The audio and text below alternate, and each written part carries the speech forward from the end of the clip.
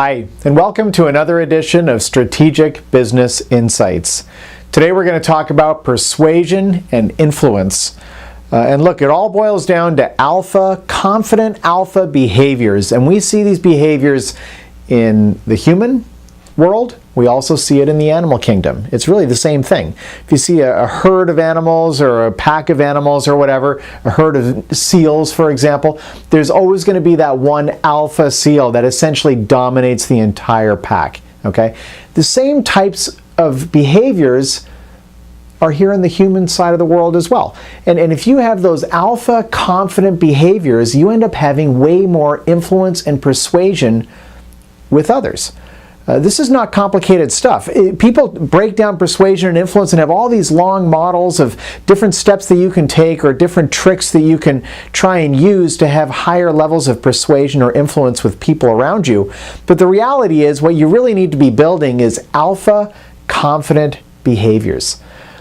So what we're going to talk about in this video are exactly what are those types of behaviors. And I've got a bunch of different examples, and hopefully you'll get a feel for the sorts of things that are going to end up making you more influential and more persuasive with the audiences that you're in front of in your life. So here's the thing. People don't know why they like you, or why they don't like you, or why they respect you, or why they don't respect you. People respond to very subtle sub-communications, and they respond to them in an incredibly reliable way, but they don't even realize themselves that they're doing it. Let me give you an example. Guess what happens when you're excited? When you're excited, okay? A whole bunch of things physiologically happen to you when you're excited. Your pupils dilate, okay? You end up being more animated with your hands than you normally are. You speak louder. You speak at a higher pitch. Okay, you become more flush. Okay, all these sorts of things happen naturally. It's an automatic reaction when you're excited. Okay, so people respond to all those things. Only 7% of communication are the words that come out of your mouth. 38% is the tonality of your words. So in other words, talking higher pitch or lower pitch, louder, softer, right? Those sorts of variances, people infer an enormous amount of meaning out of that tonality, and 55% are the facial expressions that you use on your face. Okay, and body language as well is another aspect of that. But facial expressions is a huge contributor. Even babies at like a few days old can already distinguish between a smiling face and a frowning face. And at 7 months, they see the expression on your face and they use your expression as a social cue for how they should be behaving. At 7 months, they already do that. So we humans, we are hardwired to notice all these little sub-communications. Picture two people walking into a room, okay? One of them just like glows in the dark, right? Is like a magnet for other people to come and activity and social behavior. The other one basically fades into the shadows. How are those two people actually different? It's the sub-communications that make those two people different. Which one's more likely to be successful? Which one's more persuasive, more influential? So how can you be that person? Okay? And the road to being is through doing. I actually have a whole video on that. The road to being is through doing. So you can do these behaviors and you can literally train yourself to be a little more alpha, a little more confident. Okay? There's little things that you can do. One of the things is to take up more space. Right? Be willing when you sit in a chair, stretch out. When you stand up, be willing to move your hands around. Take up more space. This is, again, animal kingdom or in our human experience, it's the same thing. Be willing to take up more space. Okay? Be willing to speak louder. The singers, professional singers like opera singers, they have voice training which teaches them to sing from their diaphragm, right? Way down here, okay? To sing from their diaphragm rather than singing from their throat. A lot of people sing from their throat.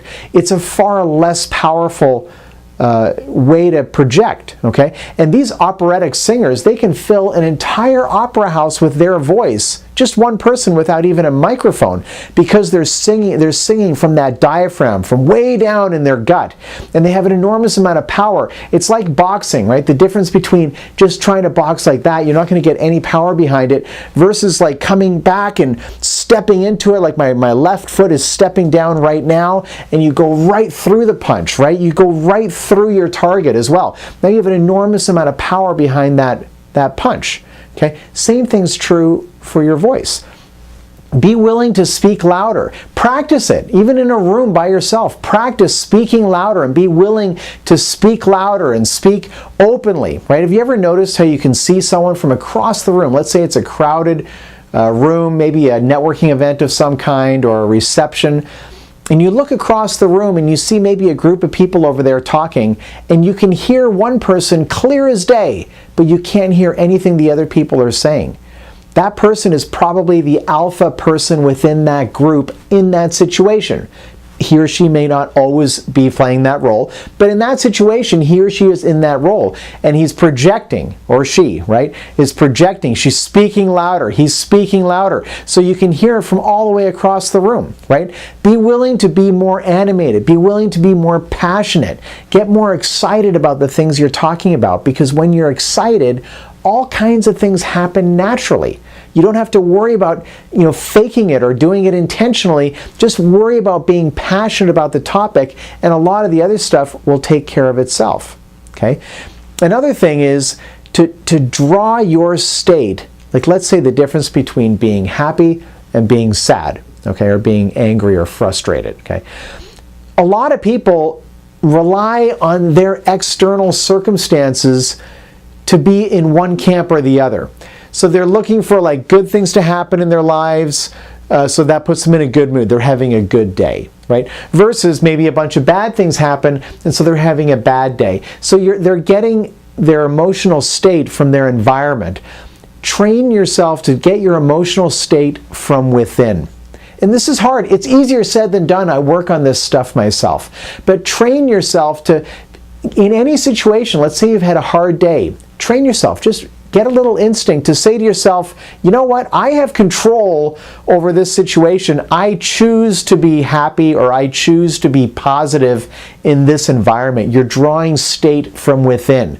Okay, you have less outcome dependence. Like, I'm dependent on this outcome for me to be happy, or that outcome for me to be happy. This is true in going to interviews, when you're interviewing for jobs, or doing a sales call, or trying to meet somebody in a networking event, or even if you're trying to meet a girl, or if you're a girl, meet a guy.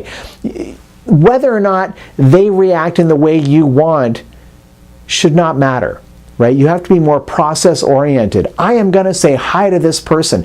I am going to do this sales call because I know I have to. I'm going to do this interview as good as I can, no matter what the circumstances.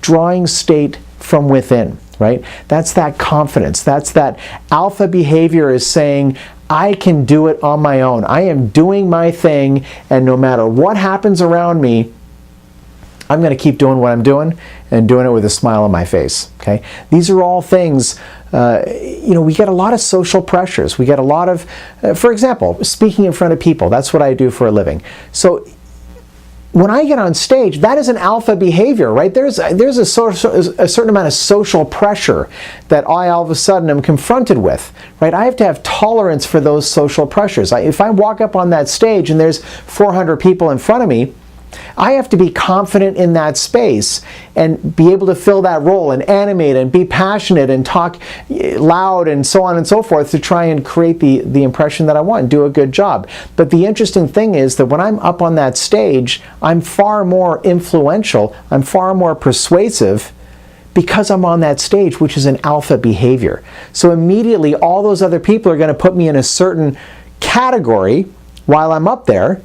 Right? And as soon as, let's say they met me just in the hallway of the convention center or in the hotel somewhere, well, now we're just two people. There's no immediate difference. There's no immediate alpha differential between the two of us. And so in that environment, I'm not as persuasive or as influential. So I have to rely on other things, like being passionate and being animated even in those environments. But being willing to get up on that stage and speak in front of people, That's an alpha behavior. Being willing to go up to someone you don't know and say hello, that's an alpha behavior. You're showing tolerance to social pressure, right? People are very attracted to people who have tolerance for social pressure because they're in their own confidence. They're in their own space, right? And nothing affects them except them. It's a very powerful position to have.